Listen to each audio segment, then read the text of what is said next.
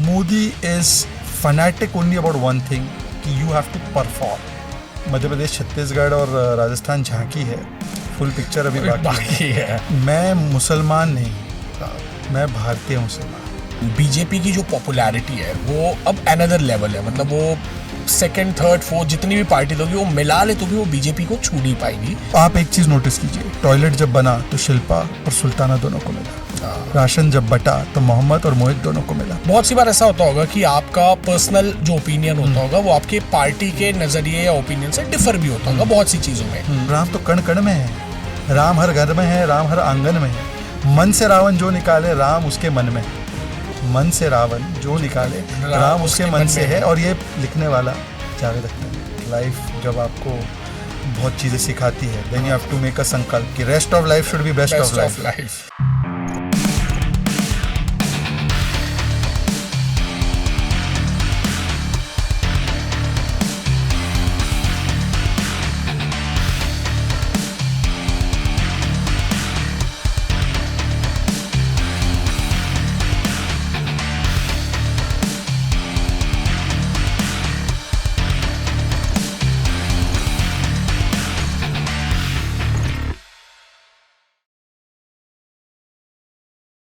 Hi friends, rest of life best of life के आज के एपिसोड में आपका बहुत स्वागत है।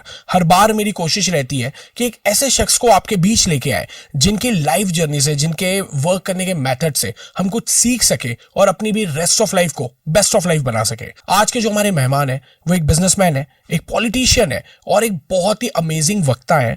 और उनकी खास बात यह है कि जब वो कोई बात रखते हैं तो प्रॉपर रिसर्च, डेटा, फिगर्स के साथ रखते हैं। तो एक ऐसी शख्सियत जो किसी परिचय का मोहताज नहीं है, बीजेपी के national spokesperson Shehzad Poonawalla ji. Thank you so much Shahzad भाई कि आपने हमारी ऑडियंस के लिए आज टाइम निकाला। धन्यवाद दर्शन जी, आपके इस बहुत ही चर्चित प्लेटफॉर्म पे आपने मुझे आमंत्रित किया, इसके लिए मैं आपका आभारी हूँ। Thank you so much. Shahzad भाई, पहले तो मैं आपको कंग्रेचुलेट करना चाहता हूँ कि जब भी हम आपको सुनते हैं ना, इतना रिसर्च, इतना परफेक्शन के साथ आप डेटा देते हैं कि सामने वाले की बोलती बंद हो जाती है। कैसे समय निकालते हैं उस रिसर्च के लिए, क्योंकि आप इतने बिजी रहते हैं, तो कैसे टाइम निकलता है और कितना इंपॉर्टेंट होता है आपके लिए उन रिसर्च के साथ, उस फैक्ट फिगर्स के साथ बात करना, अपनी बात रखना? देखिए, सबसे पहले तो जिस चीज में आप शिद्दत से लगे हुए हैं, जिस चीज को आप पैशनेटली परस्यू करना चाहते हैं, उसके लिए आप टाइम नहीं निकालते, उसी को आप टाइम देते हैं। तो टाइम निकालने वाली जब स्थिति होती है तो वो चीज आपकी पैशन वाली चीज नहीं है। टाइम देने वाली जो चीज होती है वो पैशन वाली चीज होती है।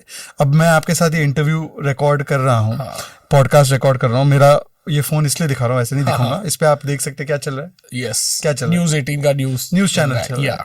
तो लगातार मैं कनेक्टेड रहता हूँ और कोशिश करता हूँ कि कोई भी चीज हो, कोई भी डेवलपमेंट हो, कोई भी जानकारी हो, लगातार मैं 24/7 बेसिस पे उसको कंज्यूम करता हूँ। और मान लीजिए मेरे मन में 10, 15, 20 ऐसे बने हुए अलग अलग कंपार्टमेंट्स कि इस इशू पे ये एक फैक्ट आ गया तो उसको मैं जोड़ के रख देता हूँ और फिर डिबेट में उसका प्रयास करता हूँ कि इस्तेमाल किया जाए। क्योंकि डिबेट्स में भी आप जब जाते हैं तो अगर आप ऑडियंसेस से बात करेंगे, और बहुत सारे ऑडियंस के लोग या जो लोग देखते हैं मुझे टीवी पे और जब देखते हैं और रियल लाइफ में मिलते हैं, तो वो मुझे हमेशा कहते हैं कि आप फैक्ट बेस्ड बोलते, कभी चिल्लाते नहीं, कभी गाली गलौज, गुस्सा और पर्सनल अटैक नहीं करते। तो ये मैंने बचपन से, और मैंने लॉ की पढ़ाई की है, मैंने कभी प्रैक्टिस नहीं किया। तो मैंने प्रैक्टिस इसलिए नहीं किया क्योंकि मुझे कभी लॉयर बनना नहीं था। मैंने लॉ की पढ़ाई इसलिए की या ट्रेनिंग इसलिए ली ताकि एक लॉयर जैसे अपने आर्गुमेंट्स रखता है कोर्ट में, स्ट्रक्चर होता है, फैक्ट्स होता है और लॉजिक होता है, तो इन चीजों को मैं फॉलो करता हूँ। बट जैसे आज का जो जमाना है, फेक न्यूज बड़ी ट्रेंड कर जाती है। अभी कल परसों ये एक एक्ट्रेस ने अपनी मौत की खबर डाली। वो तो फेक न्यूज नहीं कहेंगे, उसको कहेंगे पीआर स्टंट गॉन रॉन्ग होता है। नहीं, बट कई बार ऐसा होता है कि कुछ न्यूज है, आजकल एआई टूल्स इतने आ गए हैं, उस बीच में आप कैसे बैलेंस बनाते हैं उसको? कैसे मतलब एक पूरी प्रॉपर टीम आपके साथ काम करती है? नहीं, कोई टीम मेरे साथ काम नहीं करती। मैं अकेले ही करता हूं। क्योंकि जो चीज, मैं फिर से दोहरा रहा हूं कि आपको अगर कोई चीज पैशनेटली पसंद है या परस्यू करना है तो उसमें आपको इन्वेस्ट करना पड़ेगा अपने आप को। आप ये नहीं किसी और पे रिलाई नहीं कर सकते। मुझे 10 लोग बैठकर एडवाइस करे कि आप ये बोलिए वो बोलिए, ऐसे नहीं चलता। आपको वो स्वयं उस डिबेट में या उस जगह पर अपने आप को इमेजिन करके, एंटिसिपेट करके, जैसे क्रिकेटर होता है तो क्रिकेटर जाने से पहले, बैटिंग करने से पहले, सचिन या अगर आप देखो उस समय पर, तो हमेशा आंख बंद करके विजुअलाइज करते थे कि मैं इस पिच पर खेल रहा हूँ, इस पिच पे बॉल इस प्रकार से आ सकती है, उस प्रकार से आ सकती है, ब्रेटली ऐसे डालेगा, शोएब ऐसे डालेगा, जो भी है। तो आप एंटिसिपेट और प्रिपेयर करते, तो वैसे आपको प्रिपेयर अपने आप से होना है। कोई 10 लोग आपको कुछ 10 चीजें बता देंगे और आप जाके बोलेंगे, ऐसे नहीं होता। दूसरी बात, फेक न्यूज, देखिए फेक न्यूज जितनी ज्यादा तेजी से फैल सकती है, उसको काउंटर करना भी उतना ही आसान है, क्योंकि वो टूल्स अवेलेबल है। और मैं एक रूल अपनाता हूं कि मैं कोई भी चीज ऑफ इंफॉर्मेशन जो है डायरेक्ट व्हाट्सएप से जो आती है उसको मैं बिलीव नहीं करता। मैं वो आती है जब व्हाट्सएप पे या किसी भी प्लेटफॉर्म पे, तो मैं उसको कम से कम 3 या 4 ऐसे प्लेटफॉर्म्स पर रीचेक करता हूं जिसकी लीनिंग्स, आइडियोलॉजिकल लीनिंग्स बहुत ही डिफरेंट हो। मतलब एक स्पेक्ट्रम पे आप लेफ्ट लीनिंग कोई होगा पोर्टल और एक पे राइट लीनिंग होगा, और कुछ होंगे जो न्यूट्रल है, जो न्यूज के प्रति उनकी पूरी ईमानदारी है। तो सारे पोर्टल्स पर अगर वो सेम ही चीज चल रही है, it means it is a verified thing, you can go ahead with it. That's great. बहुत सी बार ऐसा होता होगा कि आपका पर्सनल जो ओपिनियन होता होगा वो आपके पार्टी के नजरिए या ओपिनियन से डिफर भी होता होगा बहुत सी चीजों में, तो उसमें बैलेंस आप कैसे बनाते हैं? देखिए ऐसा है, पहले तो मैं जब किसी भी अपीयरेंस पर जाता हूं तो मैं वहां पे भारतीय जनता पार्टी के प्रतिनिधि के रूप में जाता हूं। तो सबसे पहले वो जिम्मेदारी है मेरे ऊपर कि मैं अपने पार्टी का पक्ष रखूं। वहां पे शहजाद पूनावाला का पक्ष जानने के लिए या एक इंडिविजुअल का पक्ष दिखाने के लिए मैं नहीं बैठा हूं। तो मेरे मन में कोई भी संकोच या कोई भी हिचक नहीं होती कि मुझे पार्टी का पक्ष ईमानदारी से, इंटेग्रिटी से और ट्रूथफुलनेस और करेक्टनेस से रखना है, क्योंकि मेरी पार्टी ने मुझ पर इतना एतबार किया है, मुझ पर इतना भरोसा किया है। इतने यंग एज में मेरे पृष्ठभूमि से आने वाले व्यक्ति को, जैसे कहते हैं कि भाजपा मुसलमानों को पसंद नहीं करती, ये फैलाते रहते लोग, पर भाई मुझे तो इतने यंग एज में राष्ट्रीय प्रवक्ता इतनी बड़ी पार्टी का, तो मुझे लगता है ये बहुत जिम्मेदारी भरा पद है। तो मैं उसके प्रति अपनी पूरी ईमानदारी रखता हूँ। जहां प्लेटफॉर्म अलग होता है, जैसे आपने मुझे मेरे लिए बुलाया है, आपने मुझे मेरे व्यूज के लिए बुलाया, तो जहां पर शहजाद पूनावाला को बुलाया जा रहा है वहां पे शहजाद पूनावाला अपनी राय रख सकता है, पर जहां पर Shehzad Poonawalla BJP national spokesperson को बुलाया जाता है वहां पर केवल बीजेपी का ही पक्ष रखा जाता है पूरी ईमानदारी से। अगर बहुत शॉर्ट में कहा जाए, क्योंकि बहुत सारे अलग अलग नैरेटिव दिखने को मिलते हैं, जो एक यंग बच्चा होता है वो तो व्हाट्सएप और यूट्यूब या वीडियोज में जो समझ आती है उससे समझता है, आपके नजरिए में आपकी पार्टी की जो आइडियोलॉजी है, अगर आप उसको बहुत छोटे या कम शब्दों में डिस्क्राइब करेंगे तो वो क्या है? अगर 2 ही शब्द में करना है तो nation first, self last. Nation first, self last, ये अगर आप शॉर्ट में जाना चाहते हैं। प्रधानमंत्री नरेंद्र मोदी जी हो, हमारे राष्ट्रीय अध्यक्ष जेपी नड्डा जी हो, चाहे अमित शाह जी हो, हमारे सारे बड़े नेता हो, राजनाथ सिंह जी या कोई भी हो, हम लोगों ने हमेशा अपने आप को, अपने परिवार को और अपने अलग अलग समाजों से ऊपर इस राष्ट्र को रखने का संकल्प लिया है। और इसीलिए आप देखिए कई ऐसे कठिन निर्णय जब होते हैं, प्रधानमंत्री जी को भी पता है, अब जैसे इंटरिम बजट आया, ठीक है, क्योंकि लेटेस्ट उदाहरण है, कई लोगों को लगा कि यार इसमें तो बहुत सारे फ्रीबीज जिसको कहते हैं वो अनाउंस हो जाएंगे, इलेक्शन ईयर है, ऐसा होता है। कहा जाता है कि good economics makes for bad politics, specially in election year. पर प्रधानमंत्री नरेंद्र मोदी वो व्यक्ति है जिसने कहा कि मेरी राजनीतिक पार्टी का हित में नहीं देखता, मैं अपने देश का हित देखता हूं। इसीलिए जो संकल्प उन्होंने लिए थे, 370 हटाना है, हटा, चाहे कुछ भी दबाव हो, प्रेशर हो, राम मंदिर बनना है, बना, और जिस प्रकार से 3 तलाक को हटाना है, हटाया, और जो संकल्प लेते वो राष्ट्र के लिए लेते। तो इन शॉर्ट अगर जानना चाहते हो, nation first, self last, family last, ये हमारा संकल्प है। That's amazing, शहजाद भाई। What is your motivation to join BJP? और मतलब कांग्रेस छोड़ के आप बीजेपी में आए। बीजेपी और कांग्रेस में सबसे बड़ा अंतर मैं अगर आपको बताऊं, क्योंकि दोनों जगह मैं रहा हूं, वहां पर और यहाँ पर अंतर ये है कि कांग्रेस में परिवार ही पार्टी है और भारतीय जनता पार्टी में पार्टी को परिवार की तरह रखते हैं। इन दोनों में बड़ा अंतर है। परिवार जब पार्टी होती है, इसका मतलब क्या होता है कि इसका मतलब ये होता है कि आप एक कबीले की तरह है। आपके लिए मेरिट कोई मायने नहीं रखता, परफॉर्मेंस कोई मायने नहीं रखता, तुम्हारा बाप कौन है, तुम्हारी माँ कौन है, तुम्हारा परिवार क्या है, यह मायने रखता है। इसलिए अध्यक्षता हो या कोई भी प्रधानमंत्री पद हो, मुख्यमंत्री पद हो, वो रिजर्व्ड है एक परिवार के लिए। ये बातें अलग अलग करते हैं हम, जातियों के लिए हैं, समाज के लिए फलाना है, पर बनाते अपने परिवार से। और आप देख लीजिए, केवल कांग्रेस में नहीं, कांग्रेस के अलावा समाजवादी पार्टी, मुलायम का बेटा अखिलेश, तेजस्वी जी जो लालू जी के बेटे हैं, आप आ जाइए डीएमके तो करुणानिधि स्टालिन, उदयनिधि स्टालिन, तो वहां पर ये बातें भी करते हैं एक जाति की, पर जाति के लिए भी वो कटिबद्ध नहीं है, वो केवल अपने परिवार के लिए। भाई लालू जी ये थोड़ी बोलते कि यादवों को एक बना देंगे, वो बोलते तेजस्वी को बनाएंगे। अखिलेश जी ये थोड़ी बोलते कि भाई मैं यादवों से किसी को बना दूंगा, वो बोलता मैं बनूंगा और मेरे बाद मेरा बेटा बनेगा, बच्चा बनेगा। तो ये एक जाति का नाम लेकर या एक आवरण लेकर ये केवल परिवार को आगे करते हैं, तो परिवार ही पार्टी। और यहां पर पार्टी परिवार की तरह, जैसे मैं आपको उदाहरण देता हूं प्रधानमंत्री जी का, आप तेजिंदर बग्गा को जानते हो? एक दिन तेजिंदर बग्गा, और वो तो बहुत, हम लोग तो आम कार्यकर्ता हो, हाँ, कोई बड़े कैबिनेट मंत्री तो नहीं है। तेजिंदर बग्गा की तबीयत बीच में बड़ी खराब थी, मैंने कहीं और भी सुना है। तो सोशल मीडिया पे तो डालता रहता था कि मेरा सर्जरी होने वाला है, फलाना है। हम लोग तो देख लेते थे, फिर हम लोग तेजिंदर भाई को विश करते थे। एक दिन तेजिंदर भाई का जस्ट ऑपरेशन हुआ था और वो एयरपोर्ट पे आए थे प्रधानमंत्री को रिसीव करने के लिए। उस समय पूरी दिल्ली भाजपा के कई कार्यकर्ता और नेता आए थे, क्योंकि प्रधानमंत्री जी G7 से आ रहे थे, जापान से।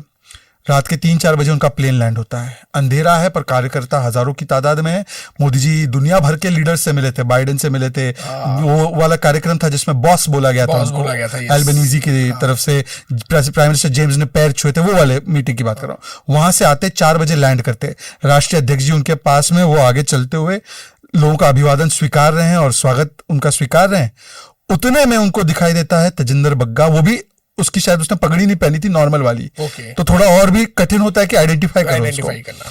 फिर भी 1 सेकंड के लिए वहां रुककर उन्होंने इस प्रकार से पूछा कि तबीयत अब ठीक है। क्या बात है। ये है मोदी, और ये है भाजपा का नेचर या कल्चर की पार्टी परिवार। तो ये जब पार्टी में हो तो ऐसे पार्टी के साथ कौन कैसे नहीं जुड़ पाए। यहां पर मेरिट को वैल्यू है, हाँ, यहां पर टैलेंट को वैल्यू है। मैं कहीं से भी रहूं, मेरा नाम कुछ भी रहे, आप कोई भी रहो, अगर आप में टैलेंट है, मेरिट है, आपको यहां पर जगह मिलती है, प्लेटफॉर्म मिलता है परफॉर्म करने का, और परफॉर्मेंस के आधार पर ही तय होता है। ये तो कोर वैल्यूज हो गई, जो एक वर्किंग पैटर्न या वर्किंग आइडियोलॉजी होती है, हर पार्टी की अपनी अलग अलग रहती है। How you differ the working ideology या the working pattern of BJP is differ from AAP and Congress? देखिए, मैं आपको कांग्रेस के अंदर एक भावना ये थी कि हम लोग जो है हर चीज को वोट बैंक के नजरिए से तोल कर करेंगे, इसीलिए उनकी नीति जो थी तुष्टिकरण की नीति थी। एक समय पर मनमोहन सिंह जी ने बयान दिया था कि पहला अधिकार संसाधनों पर वो गरीबों का नहीं, अल्पसंख्यकों का होता है। और जबकि नरेंद्र मोदी जी की जो विचारधारा है, भारतीय जनता पार्टी की विचारधारा तुष्टिकरण की नहीं, संतुष्टिकरण की है। संतुष्टिकरण का मतलब ये है कि मैं अपने पाई को इतना बड़ा कर दूं कि उस पाई में 100 में से 100 लाभार्थियों को उसका बेनिफिट मिले। तो इसका मतलब कि आप किसी को प्रेफरेंशियल ट्रीटमेंट नहीं देते हैं। यदि आप गरीब है, यदि आप वंचित है, शोषित है, पीड़ित है, तो आपको लाभ मिलेगा, not because you belong to a particular jati और a particular samudaya, but because you belong to that varg which requires the assistance of the state और ऑफ द सोशल वेलफेयर। और इसलिए ये तुष्टिकरण वर्सेस संतुष्टिकरण का मॉडल है। और मैं आपको बता सकता हूं, भारतीय जनता पार्टी ने टॉयलेट स्कीम लॉन्च की, तो टॉयलेट्स हमने 38% सैनिटेशन कवरेज था, आज 100% है। 11 करोड़ से अधिक टॉयलेट्स बनाए, 12 करोड़ से अधिक घरों तक नल से जल पहुंचा, 50 करोड़ लोगों के खाते खुले, 50 करोड़ लोगों को आयुष्मान भारत का कवर मिला। इस प्रकार से जब काम किया गया, मुद्रा लोन 44 करोड़ के आसपास दिए गए, उसमें 70% बेनिफिशियरी जो है वो महिलाएं हैं। तो जब ये काम किया गया तो आप एक चीज नोटिस कीजिए, टॉयलेट जब बना तो शिल्पा और सुल्ताना दोनों को मिला, राशन जब बटा तो मोहम्मद और मोहित दोनों को मिला। दर्शन हो या चाहे वो दीवान हो, जो नाम हो उसका, किसी एक शिकायत की तो मुझे यहाँ पर एक प्रमाण दीजिए कि एक व्यक्ति ने कहा हो कि मेरा नाम मोहम्मद था या मेरा नाम मैथ्यू था तो मुझे नहीं मिला। एक उदाहरण, 80 करोड़ लोगों को राशन मिल रहा है ना, है ना, 40 करोड़ लोगों से अधिक को मुद्रा लोन मिला है ना। एक उदाहरण है इस देश में। जबकि कांग्रेस के समय पर यह था कि वोट बैंक के नाम पर काम किया जाए। और आज देखिए ना, मुसलमानों की जो स्थिति बनी हुई है, ये इसी वोट बैंक राजनीति की वजह से ही है। सबसे ज्यादा गुर्बत, सबसे ज्यादा गरीबी, सबसे ज्यादा पिछड़ापन जिन मुसलमानों में है वो पश्चिम बंगाल के। भाई वहां पर तो भाजपा की सरकार नहीं रही ना, भाजपा को आप एंटी मुस्लिम कहते हैं, वहां पर कौन सी सरकार रही। और गुजरात के मुसलमान हर इंडिकेटर पर आगे हैं। इनफैक्ट जब मोदी जी सीएम थे तब गुजरात के मुसलमानों के financial inclusion, educational levels and educational attainment and their participation in public sector enterprises and jobs was much higher than national average. और पश्चिम बंगाल में सबसे खराब थी स्थिति। तो बताइए ये एंटी मुस्लिम कैसे हुए? That's तो ये दोनों में अंतर है। एक अपने आप को प्रो मुस्लिम बताता है या प्रो माइनॉरिटी बताता है या अल्पसंख्यकों का हितैषी बताता है, सेकुलर बताता है। ये हिजाब है, असली चेहरा कुछ और है उनका केवल परिवार ही मकसद है और वो कुछ करते नहीं है। और दूसरी तरफ ये है कि हम तुष्टिकरण किसी का नहीं करेंगे, हम संतुष्टिकरण की ओर बढ़ेंगे। चाहे गरीब मुसलमान हो, गरीब हिंदू हो, दोनों को उनको उज्ज्वला योजना से सिलेंडर मिलेगा। और यहां पर इस प्रकार से राष्ट्र हित में सभी के लिए काम होता है। ये अंतर है इन दोनों में। ये तो जैसे पार्टी के एक प्रवक्ता की बात हो गई, आपके पुराने जो दोस्त रहे होंगे, जो कलीग्स रहे होंगे, जो कांग्रेस से रहे होंगे, इवन आपकी फैमिली, आपके भाई हैं, तो बहुत सी बार ऐसा होता है ना कि वो विचार भेद हो जाते हैं। तो पर्सनल रिलेशन और उस डायनेमिक्स को आप कैसे बैलेंस करते हो? दर्शन जी, आपने महाभारत पढ़ी है? हाँ, थोड़ी बहुत। महाभारत तो हुई भाइयों के बीच। हाँ, ये लड़ाई ही भाइयों के बीच थी। हाँ। पर देखिए, परिवार नहीं, सिद्धांत बड़ा होता है। इसीलिए पांडव जिस सिद्धांत पर चल रहे थे, श्री कृष्ण ने अर्जुन जी को संदेश दिया जिसको हम गीता कहते हैं। और उस गीता का संदेश या सार ये था कि सामने खड़ा हुआ व्यक्ति आपका भाई ही क्यों ना हो, यदि वो धर्म, और धर्म का मतलब ये नहीं है कि जो प्रैक्टिस ऑफ रिलीजन, धर्म का मतलब है जो न्याय है, धर्म का मतलब है जो राइचियसनेस है। अगर उसके खिलाफ वो काम कर रहा है तो आपको उनके खिलाफ भी शाब्दिक तीर हो या वैसे तीर हो या जैसे भी हो, उनके खिलाफ आपको खड़ा होना पड़ेगा। तो मैं तो अपनी प्रेरणा महाभारत से लेता हूँ। मैं ये नहीं देखता कि मेरे मित्र है या मेरा भाई है या कोई और है। मैं देखता हूँ सिद्धांत के साथ यदि वो नहीं खड़ा है तो वो उसको सिद्धांत तक लाना, उस सिद्धांत तक, ये मेरी कटिबद्धता है। That's great. So apart from Shehzad Poonawalla national spokesperson, आप बिजनेस पे भी फोकस करते हैं या? वैसे मैं बिजनेस में नहीं था कभी भी। मैं इससे पहले मीडिया में था। तो कई वर्षों तक मुझे मीडिया चैनल्स में काम करने का अवसर मिला। जैसे जी न्यूज़ में मेरा खुद का शो था, फिर इंडिया न्यूज़ में, और उसके बाद टाइम्स नाउ में मैं एक कंट्रीब्यूटिंग भूमिका में था। तो मीडिया के साथ मेरा लंबा रिलेशनशिप रहा है। और वो मीडिया की ट्रेनिंग और मेरे मीडिया के मित्र और उनकी जो स्टोरीज़ को हैंडल करने के तरीके होते हैं, उसमें कैसे स्टोरी बनती है, कैसे उन चीज़ों को साथ में लाकर प्रेजेंट और प्रस्तुत किया जाता है, तो बहुत हद तक जो मेरी काबिलियत है या क्षमता है वो वहाँ से भी ली हुई है। तो मैं अपने मीडिया फ्रेटर्निटी के साथ जो मेरा एक पुराना रिश्ता रहा है, जो मेरा एक कनेक्शन रहा है, उसको मैं बहुत अभी भी संजो के रखता हूँ और उसका बड़ा योगदान है। और उसी दिशा में मेरा काम थोड़ा चलते रहता है apart from being a national spokes person, क्योंकि मुझे समझ ही इस चीज़ की है। तो जिस चीज़ की समझ हो उसी में आप लगे रहें और उसी को आप आगे बढ़ाएं तो वो बेहतर होता है। What you think बीजेपी की जो पॉपुलैरिटी है वो अब अनदर लेवल है, मतलब वो सेकंड, थर्ड, फोर्थ जितनी भी पार्टी होगी वो मिला ले तो भी वो बीजेपी को छू नहीं पाएंगी। और जो इलेक्टोरल सक्सेस भी है, जो मिलता है, मैंडेट मिलता है। मैं छत्तीसगढ़ से आता हूँ, तो हमारे वहां पे भी ऐसा कहा गया था कि कोई भूपेश बघेल जी को हरा नहीं सकता। भले हम परेशान थे, चीजें दिख रही थी, लेकिन जब मैंडेट आया तो वो कमाल आया। और वहां पे कोई चेहरे पे नहीं, वो मोदी जी के ही चेहरे पे जो चीजें थी, हम जो आम पब्लिक होती है मैं उनकी बात कर रहा हूँ, महादेव का आशीर्वाद था। महादेव का आशीर्वाद था। अच्छा देखिए, जो नहीं जानते हैं, महादेव तो हम लोग तो महादेव के परम भक्त हैं ही। और महादेव से प्रेरणा लेते हुए काशी विश्वनाथ धाम का, केदारनाथ में आदि शंकराचार्य की मूर्ति हो, उज्जैन महाकाल लोक हो, या चारों धाम के काम हो, या जिस प्रकार से शिव भक्ति का प्रधानमंत्री बहुत बड़े शिव भक्त है, तो हम पे तो महादेव का विशेष आशीर्वाद है। पर जिनको कॉन्टेक्स्ट नहीं पता कि महादेव ऐप का एक बड़ा स्कैम भी हुआ था, जिसमें कि आरोप ये लगा था कि भूपेश बघेल ने 500 करोड़ रुपए लिए है। और कहीं ना कहीं वो सच साबित भी हो रहा है, क्योंकि उसमें जो जांच चल रही है। तो कांग्रेस ने बड़ा मोटा पैसा खाया। महादेव के नाम कोई नहीं बख्शा भाई। यहाँ पे सोचे ना कि इनका कैसा गठबंधन है कि एक गाय का चारा चोरी करता है, हाँ। एक गाय का गोबर चोरी कर देता है। आपके यहाँ छत्तीसगढ़ में गोबर भी चोरी हो गया था, गोथान में भी चोरी हो गया था, और भाई चोरी करते करते महादेव को भी नहीं बख्शा। तो महादेव का जब लगता है लैशिंग, तो मुझे लगता है कि हो गई उनकी बैशिंग छत्तीसगढ़ में। छत्तीसगढ़ नहीं, एमपी, राजस्थान, सभी जगह साफ होने। तो देखो, जो सनातन हिंदू को गाली देगा, जो उदयनिधि स्टालिन हो या प्रियंक खड़गे हो, या जो कांग्रेस नेताओं के वक्तव्य आते हैं, या जिस प्रकार का रवैया उनका राम मंदिर के प्रति रहा है, या प्रभु श्री राम के अस्तित्व को नकारने का रहा है, या जो उनकी तुष्टीकरण की राजनीति में जिस प्रकार के उन्होंने वक्तव्य दिए हैं, तो उसका कहीं ना कहीं उनको परिणाम भुगतना पड़ेगा। और उसका तो एक मैं कह सकता हूँ कि मध्य प्रदेश, छत्तीसगढ़ और राजस्थान झांकी है, फुल पिक्चर अभी बाकी है। And all my best wishes for that. मैं ये एक चीज जानना चाह रहा था, मोदी जी से आपका मिलना होता रहा होगा, इतना हम सुनते हैं, सब देखते हैं, आप बड़े करीब से देखते होंगे। ऐसी 5 क्या क्वालिटी है जो मोदी जी को मोदी बनाती है, जो आज का यूथ है, अगर वो उन चीजों को अपनी लाइफ में भी अप्लाई करे, उनकी जो भी फील्ड हो, उनका जो भी करियर हो, वो उनको भी बेनिफिट दे सकती है कि वो उस लेवल तक पहुंच सके? 5 क्वालिटीज तो मैं आपको बता सकता हूँ। पहले तो positivity. Modi means positivity. Modi ji negative thoughts में किसी को कैसे गिराना है, किसी का कुछ खराब करना है, इसमें कभी नहीं विश्वास रखते।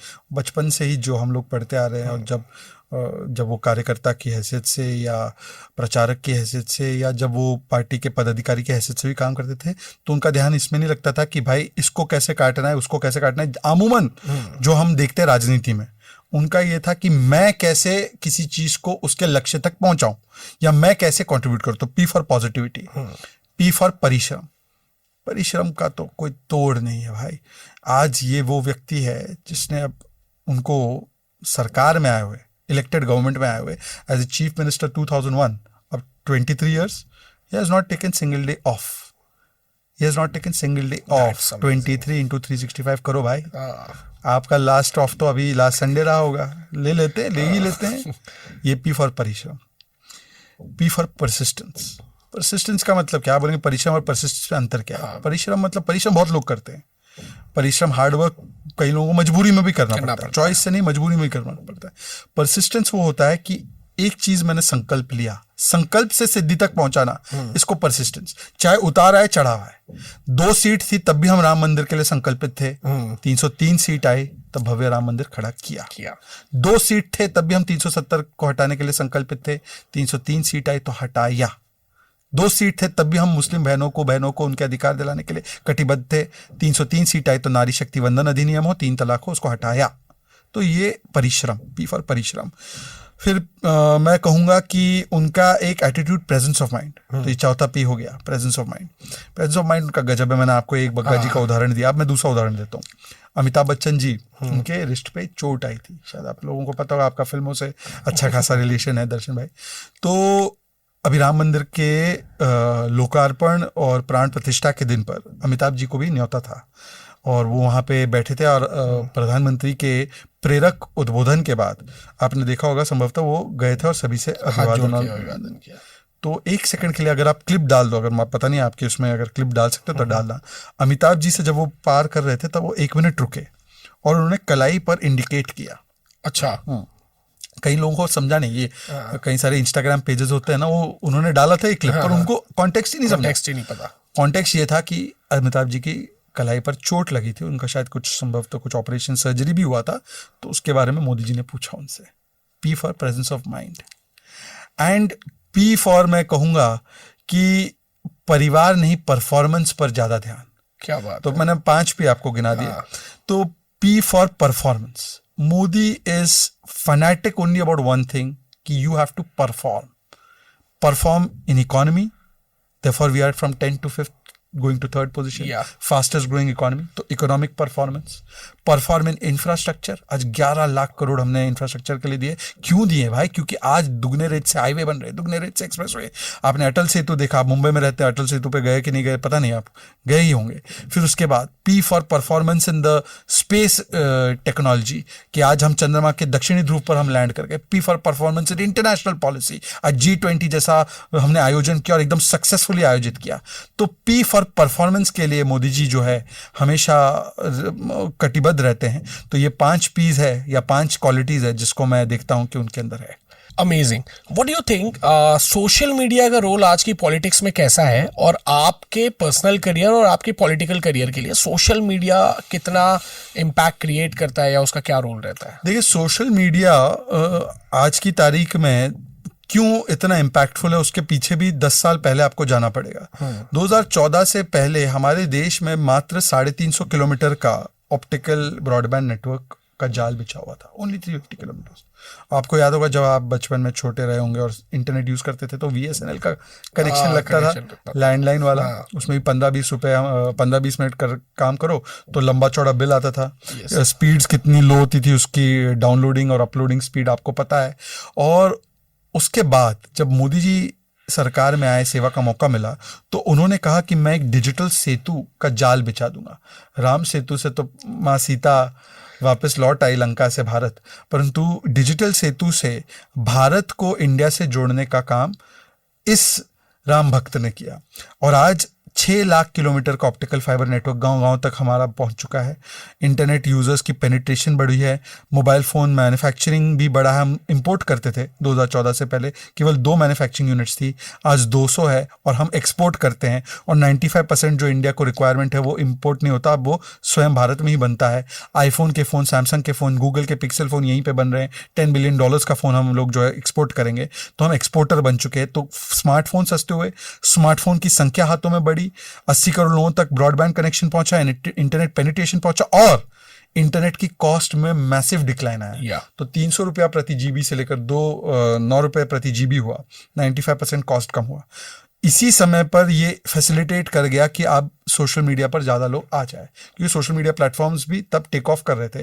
और क्योंकि भारत में ये एडवांटेज रहा डिजिटल इकोसिस्टम का, जहाँ पे हम 5G और 6G की स्पीड्स पर जा रहे हैं और हम लोग सस्ता इंटरनेट हमें मिल रहा है, तो इसकी वजह से ये आज सोशल मीडिया बहुत प्रभावशाली है। दूसरा, हमारे देश में 2014 से पहले लेगेसी मीडिया का बड़ा नेगेटिव रोल था। कुछ 4-5 चैनल्स थे, उसमें 4-5 संपादक थे और वो 4-5 संपादक अपने एजेंडा, पॉलिटिकल, अपने कनेक्शंस के बेसिस पर चलाते थे। इसके प्रति एक सेंटिमेंट, एक रिजेंटमेंट था। आज की तारीख में क्योंकि ये सारी चीजें होने लगी, सोशल मीडिया का एक्सप्लोजन हुआ, डिजिटल मीडिया का एक्सप्लोजन हुआ, डिजिटल इंफ्रास्ट्रक्चर बना, हर आदमी पत्रकार बन चुका है। आज आप अपना वीडियो बना के डाल रहे हैं। 2014 से पहले कल्पना करते आप? कल्पना के बाहर थी। यस, आज कोई भी व्यक्ति अपना मोबाइल फोन उठा ले, कैमरा लगा रहता है, कहीं सड़क टूटी है तो उसका फोटो खींच ले, ट्वीट कर दे या सोशल मीडिया पे डाल, फेसबुक पे डाल दे, तो तुरंत वो पत्रकार बन गया। तो आज the democratisation of this kind of power has taken place because of this. तो इसीलिए social media has become voice of the voiceless, voice of the subdued, voice of the oppressed. They are now coming out and the entire ecosystem has been created to facilitate that. तो इसीलिए आज digital social media का बहुत impact है narratives को decide करने में, narratives को शेप करने में और असली पिक्चर लाने में। कई बार हमें 2014 से पहले बहुत सारी गुट्टियां पिलाई दी जाती थी और हमें पता ही नहीं चलता था। आज मैं जैसे देखिए ना, आज जाकर आप स्वयं आप फैक्ट चेक कर सकते हैं ना, तो कोई नैरेटिव आपको झूठा भेज रहा है या दे रहा है, पहले तो आपके पास कोई स्रोत नहीं था इसको काउंटर करने का, फैक्ट चेक करने का। अब वो रियल टाइम फैक्ट चेक होता है कि भाई आपने ये बताया था, असलियत में ये है। तो मुझे लगता है कि that explosion has taken place and it is most welcome, क्योंकि डेमोक्रेटाइजेशन ऑफ दैट स्पेस हुआ है। लाइक आप मुस्लिम हैं और जब आप राम की बातें करते हैं, तो मेरा चैनल धर्म वाला नहीं है, बट मैं एक चीज़ जानना चाहता हूँ कि बहुत सी हेटरेड भी आती होंगी, आपके लोग कहते होंगे, कुछ लोग आपको कहते होंगे कि यार ये आप शायद अपने करियर के लिए कर रहे हैं या बीजेपी के लिए कर रहे हैं। आपका पर्सनल टेक क्या रहता है? What you believe? आपकी आइडियोलॉजी क्या है गॉड को लेके? वो कोई भी हो सकता है, चाहे वो ईश्वर हो, अल्लाह हो, आप कोई भी नाम दें। What's your ideology? देखिए, ऐसा है कि मैं मुसलमान नहीं हूँ, हाँ, मैं भारतीय मुसलमान हूँ। क्या अंतर है दोनों में? मुसलमान और मुसलमान में अंतर यह है कि मैं धर्म से बाई चांस, धर्म तो चांस का मामला है। हाँ। मैं मुस्लिम घर में, परिवार में पैदा हुआ, इसलिए मैं मुस्लिम हूँ। हाँ। तो चांस से हुआ। I am Muslim by chance but I am Indian, भारतीय बाई चॉइस। ये तो मेरे पास चॉइस ना कि मैं भारतीय रहूं ना रहूं। हाँ। प्रभु श्री राम कोई एक रिलीजन के ही केवल आस्था के केंद्र नहीं है, वो मेरी संस्कृति के केंद्र है, वो मेरे आदर्शों के केंद्र है। और संस्कृति और आदर्श रिलीजन बदलने से नहीं बदलता। मैं मुस्लिम हूं by birth, does that mean कि मेरा आदर्श औरंगजेब होगा बिकॉज ही इज मुस्लिम? मैं मुस्लिम हूं by birth but because I am Indian by choice, because I am भारतीय बाय चॉइस। तो इसका मतलब यह है कि प्रभु श्री राम जो भारतीयता के प्रतीक है, जो भारतीय चरित्र के प्रतीक है और जो भारत के कण कण में शामिल है, मैं उनको अपना आदर्श मानता हूं। तो ये कोई धर्म की वजह से अपनी संस्कृति नहीं छोड़ सकता। मेरी वेशभूषा कैसी है? मेरी वेशभूषा भारतीय है ना, कुर्ता पजामा ये जो हम पहन रहे हैं, ये भारतीय वेशभूषा में आऊंगा ना। मैं अरब में जो पहनते हैं वो तो नहीं पहनता हूँ। क्यों नहीं पहनते? क्योंकि वो कल्चर अलग है, तो वो कल्चर वहाँ के लोगों के लिए, मेरा कल्चर मेरे लोगों के लिए। बाकी छोड़िए, इंडोनेशिया में सबसे ज्यादा मुसलमान है, भारत से ज्यादा। वो रामलीलाएं हमसे ज्यादा करते, पर कैपिटा अगर देखे तो ज्यादा रामलीलाएं वहाँ होती है। वहाँ पे गरुड़ एयरलाइंस है, वहाँ पर एक समय पर गणेश जी उनके नोटों पे विराजमान थे। और थाईलैंड में भी रामा के नाम से किंग का नाम होता है, रामा 1 रामा 2 जैसे। तो भाई बताइए, वो तो मुस्लिम है या बुद्धिस्ट है, जो भी है, तो उन्होंने काहे नहीं छोड़ा अपना संस्कृति का केंद्र? तो जब वो मुस्लिम बाहुल देश होने के बाद अपने संस्कृति को नहीं छोड़ रहा है, तो भाई मैं तो यहीं रहता हूं, मैं अपने संस्कृति के केंद्र को क्यों छोड़ूंगा? और बताइए ना कि इस देश में राम के बिना कोई चीज संभव है क्या? आप देखिए, राम राम अभी प्रधानमंत्री ने पार्लियामेंट सेशन से पहले कहा, हाँ। तो सेकुलरवादियों के, कुछ सेकुलर तथाकथित सेकुलरवादियों के कान जो है भड़कने लगे। भाई क्यों? हाँ। हम हरियाणा चले जाओ या राजस्थान चले जाओ, राम राम सा। आप यूपी बिहार चले जाओ, जयराम जी की, राम राम जी, यही ग्रीटिंग का स्टाइल होता है। हिंदू हो मुस्लिम हो, वो कहता है राम राम जी, वो दूसरा वाला भी कहता है राम राम जी। तो ये ग्रीटिंग हो गया है। आप माँ और बेटे के बीच में अगर कोई संवाद चल रहा है और बेटा कुछ ऐसा कर ले तो बोलते हाय राम, और कहीं विवश हो जाए तो बोलते हे राम, और जाते जाते बोलते राम नाम सत्य। तो राम तो कण कण में है, राम हर घर में है, राम हर आंगन में है। मन से रावण जो निकाले, राम उसके मन में है। मन से रावण जो निकाले, राम उसके मन से है। और ये लिखने वाला जावेद अख्तर है। क्या बात है, सो अमेजिंग। अब थोड़ी पर्सनल क्वेश्चंस पे आते हैं कि शहजाद भाई, इतना बिजी शेड्यूल, इतनी सब चीजें, फिट आप माशाल्लाह बहुत हैं, आपके बाइसेप्स वाइसेप्स भी 25 किलो ओवरवेट हूं, पर सब बने, ठीक है, वो तो कम होता रहेगा। How you manage your time for your physical health, your mental health and your emotional health? देखिए, without fit body there can not be fit mind. तो ये इसके लिए मैं फिर से कहना आपको कि टाइम निकालना नहीं, टाइम देना है। टाइम देना तब होता है जब आप इस चीज़ों को अपना एक पैशनेटली परस्यू करते हो और उसको मानते हो कि ये इंपॉर्टेंट है।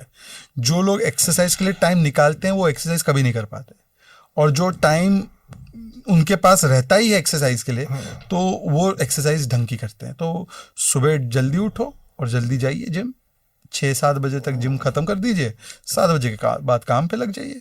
तो इसमें टाइम मैनेजमेंट नहीं है। थोड़ा सा रात की, देखो मेरी एज के लोग जो है पार्टी करते हैं और उसमें कोई बुराई नहीं है, उनको अगर पसंद है तो करें।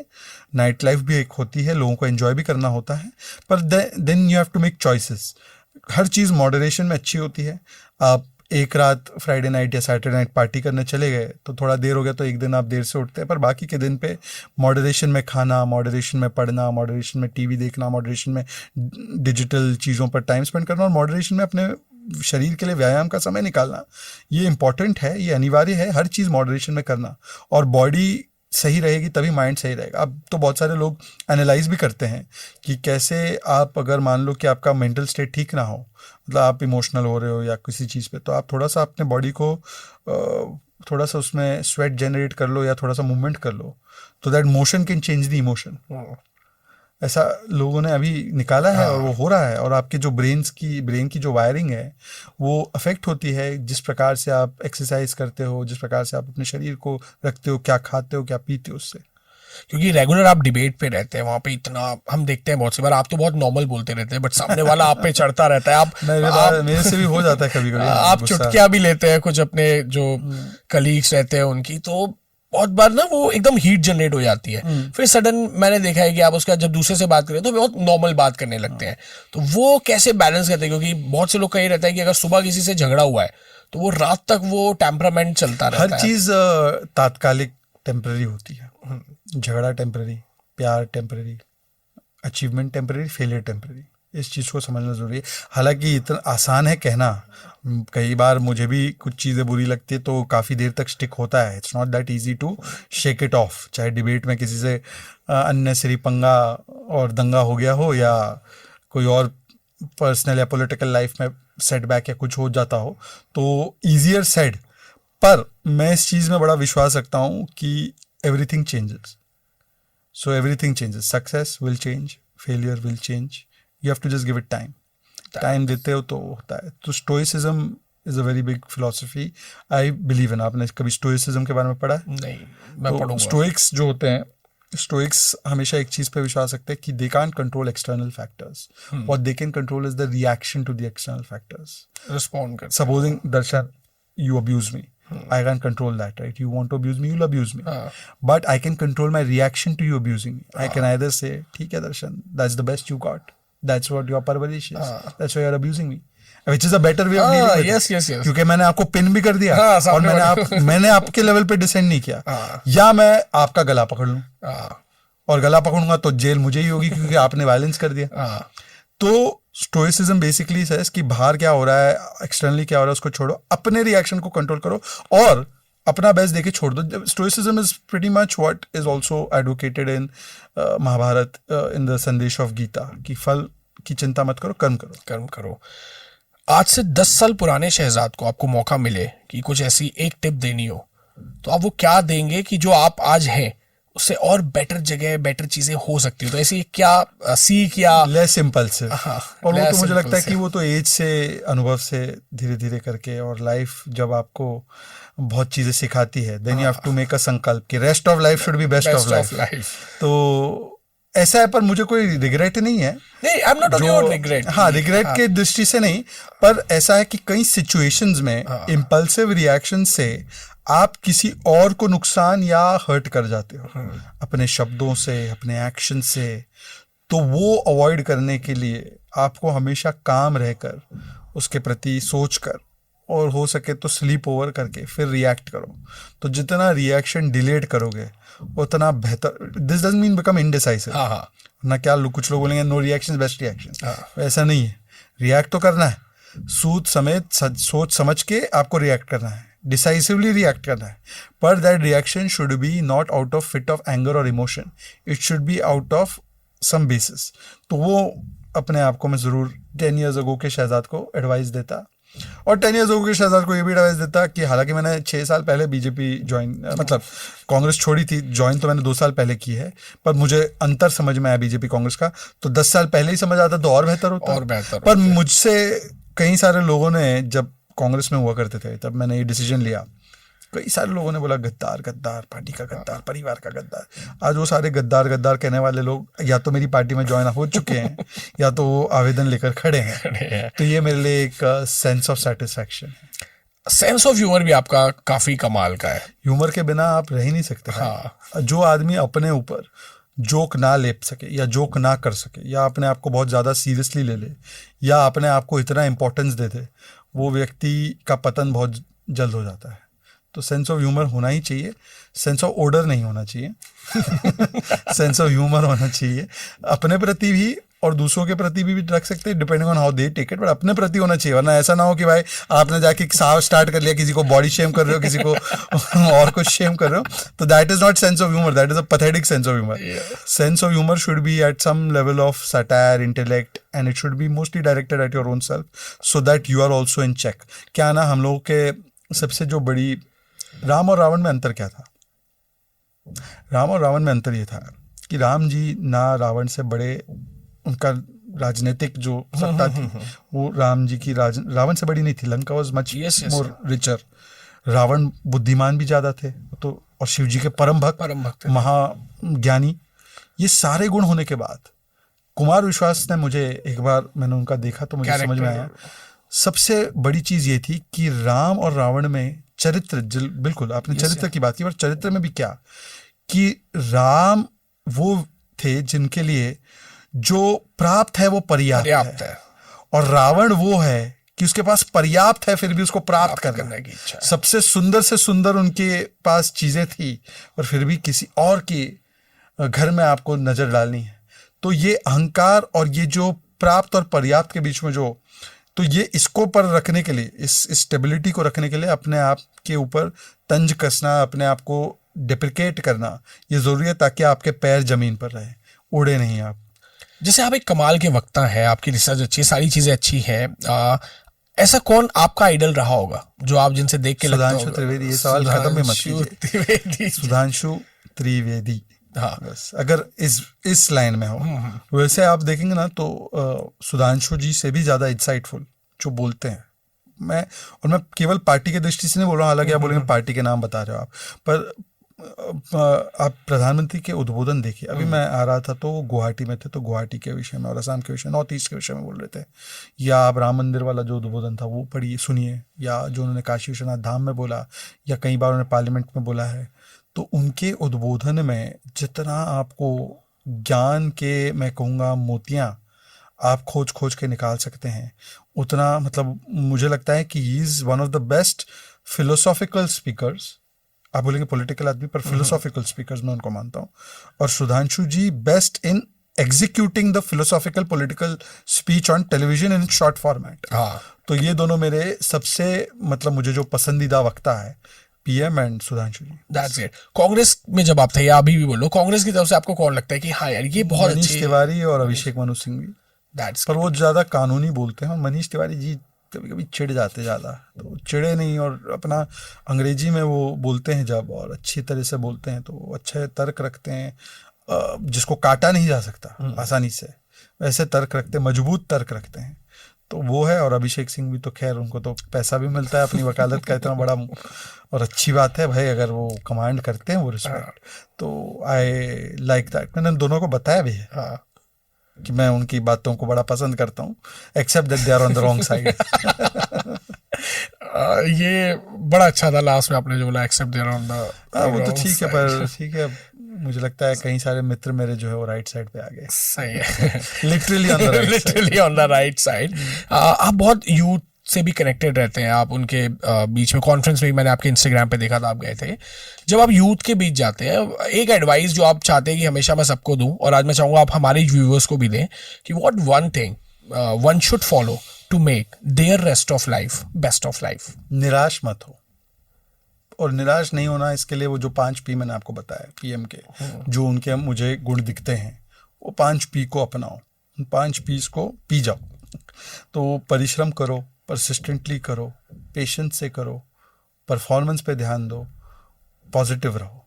ये करते रहो. कोई भी व्यक्ति जिस स्थिति में हो, अगर ये 5 चीज़ों को, पीस को अपना देता है, मैं गारंटी लिख के देता हूँ. वैसे मोदी जी की गारंटी चलती है हमारी पार्टी में, पर मैं गारंटी लिख के देता हूँ कि वो आदमी फेलियर हो ही नहीं सकता.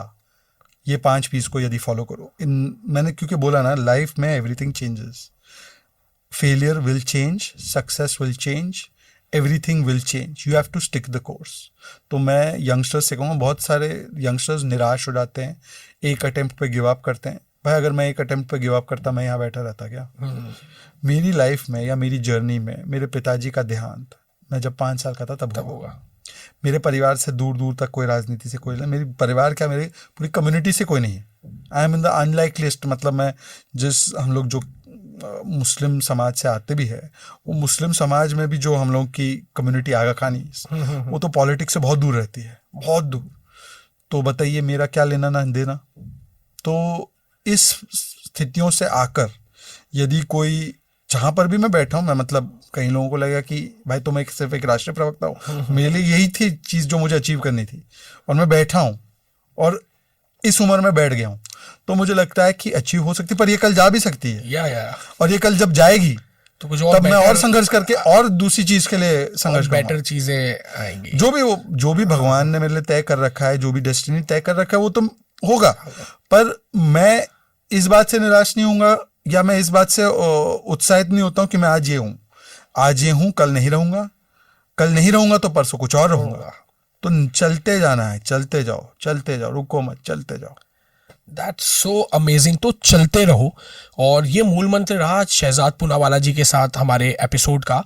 एंड आई विश कि आपको एपिसोड बहुत पसंद आया होगा. और एक मेरी रिक्वेस्ट भी है कि इस एपिसोड को ना एक बार दोबारा देखना और अपने ना नोट्स बनाना शुरू कर देना, कि ये जो पॉडकास्ट रहा आज की, जो हमारी बातचीत रही, वो सिर्फ पॉलिटिकल नहीं रही. बहुत सारे पॉइंट्स हमें सीखने को मिले, चाहे वो मोदी जी से रिलेटेड रहे हो, पर्सनल लाइफ से रहे हो, रामायण से रहे हो, महाभारत से रहे हो, जो मुझे लगता है एक मुस्लिम से, और आयरॉनिकली एक हिंदू भारतीय मुस्लिम से रहे हो. नहीं, हिंदू संस्कृति मेरी संस्कृति है. या तो आई एम श्योर आपको बहुत मजा आया होगा. एंड शेयर करो.